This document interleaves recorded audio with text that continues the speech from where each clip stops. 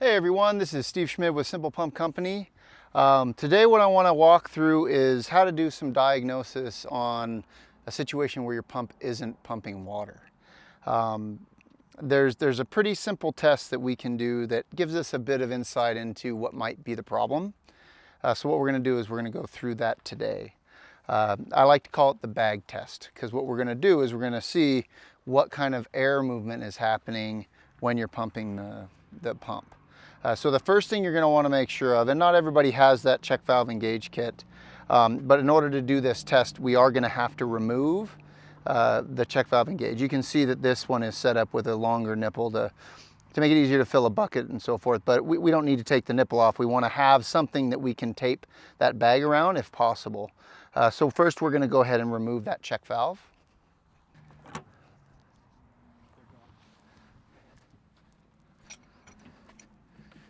All right, so we'll remove the check valve here.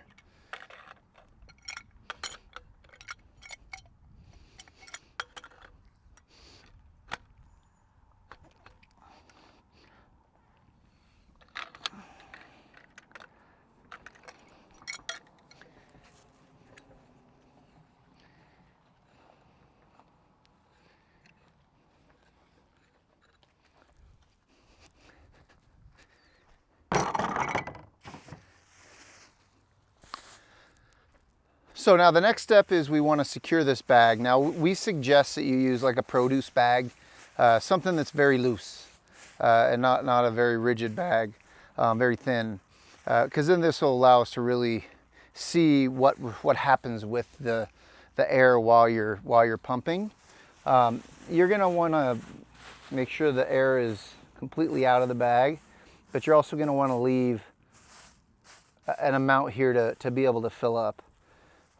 Usually just putting a piece of tape around it will allow you to get it to seal.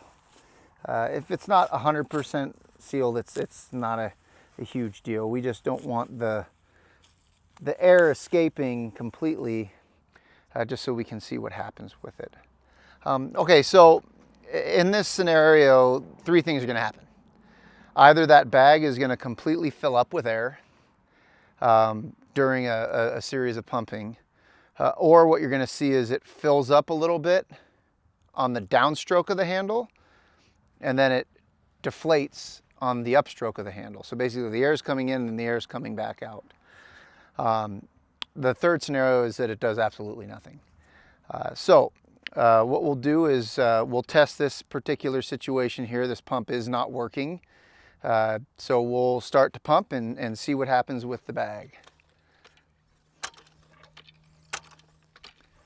Okay, as you can see, it's starting to fill up, and it's filling all the way up. So basically what's happening is the pump is out of water. So in this scenario, if you're going to fill the bag all the way up and it's not changing in any way on the up and down stroke, then the pump system is not in the water. What that means that your water level has dropped below the pump system. In that scenario, typically you can just get more drop pipe kits, lower the pump cylinder, and the pump will start working again. All right, so that's the first scenario. All right, so now we're on to our second scenario. And in this scenario, what we're going to see is that the bag inflates on the downstroke of the handle and then deflates on the upstroke. So you see a little bit, and then it's coming back in. You can even tighten here, up, back, back, back. Okay, so typically what that would suggest is that the ball on the bottom, or the check valve on the bottom, has stuck. So what causes that to happen when it fills it up and blows is that ball is stuck on the bottom of the check valve. And when that sticks, you're basically pulling that piston up to push water up, but nothing's coming in behind it, so it's creating a vacuum. So you're displacing about 10 inches of air in the pipe, and then when the piston goes back down or the handle comes back up, it's sucking that air back in. So in the situation where this is the case, there's a couple of different things you can try to break it loose. Now, we'll go through those here quickly. What you'll want to do is you'll notice that it snaps back up really heavy. This is a shallow set, so it's not going to have that same snap. But you'll notice that when you pull it down, it comes right back up. So what we suggest that you do is 3 or 4 times, bring it all the way down, and then let it come back up. Bring it all the way down, let it snap back up. Do that 3 or 4 times, and if it changes, and you'll be able to see the difference in feel. If it changes, well, then you know you've broken loose and pump and get water out. But if that doesn't work, what you can actually do is you can take your bolts and remove the bolts out of your handle bracket.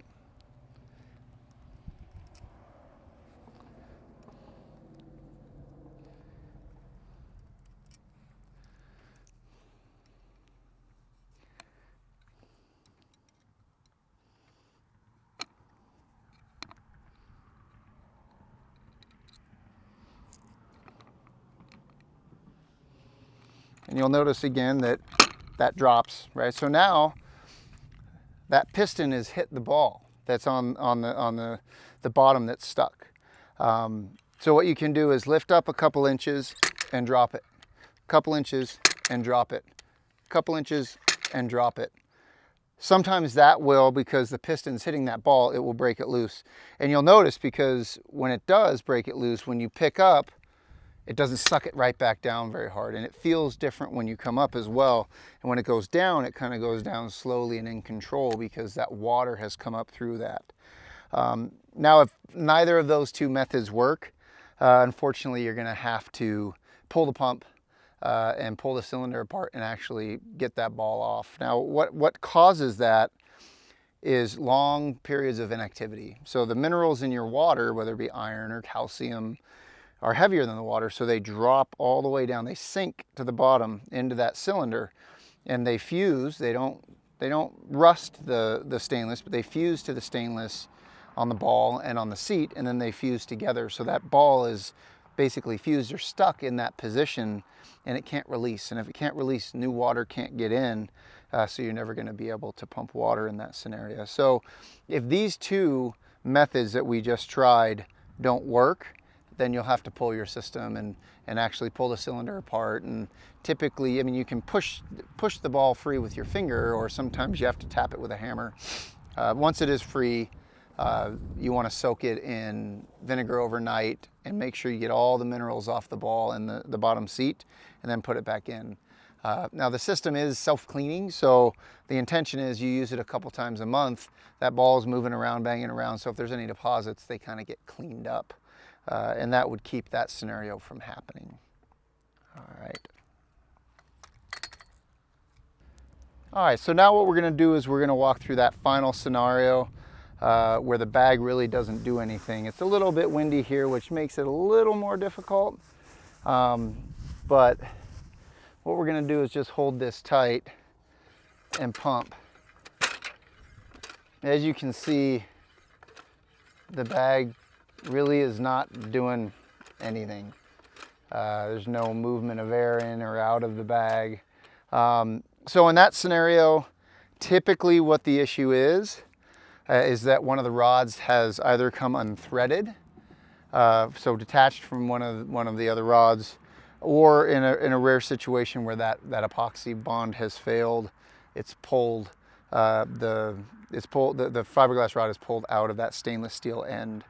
Either way, the best way to verify that, because we know that if everything's connected, you can only pull this rod up so far, and then the piston hits the top of the cylinder.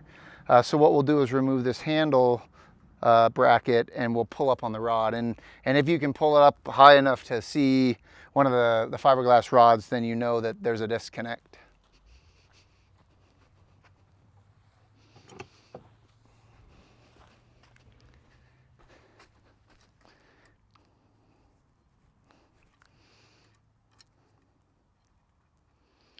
So we'll go ahead and remove these 4 bolts.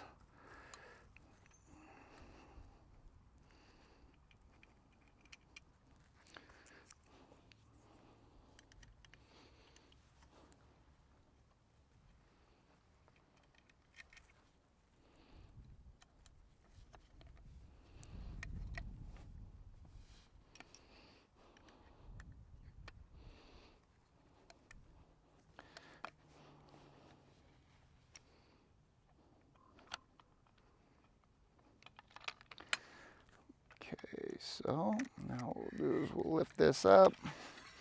Yeah, I can already tell by the height that this is coming up that it likely has a rod issue. Yeah, and there you go. You can see that the amount of travel that this has is well beyond what it should, which means that there's a disconnect somewhere. The steps to take here are you want to uninstall your pump to the point where you find where that disconnect is. Evaluate the situation. If it's just that it's becoming unthreaded, you'll want to make sure that you can then put your pump system back together. Make sure you use Loctite on all of those connections. And also make sure that when you're tightening the rods that you're holding the bottom rod still and you're turning the top rod, just to make sure that you're not loosening something from below. Those are the three different scenarios that you're going to find happen through this bag test. And it gives you a sense of what possibly could be wrong with your system and kind of the steps that you need to take moving forward. Obviously, if you see something different, or if you have any questions on any of this stuff, you're more than welcome to give us a call at Simple Pump, and we'll talk through whatever your questions are. Really appreciate your time. Don't forget to subscribe, and we'll talk to you next time.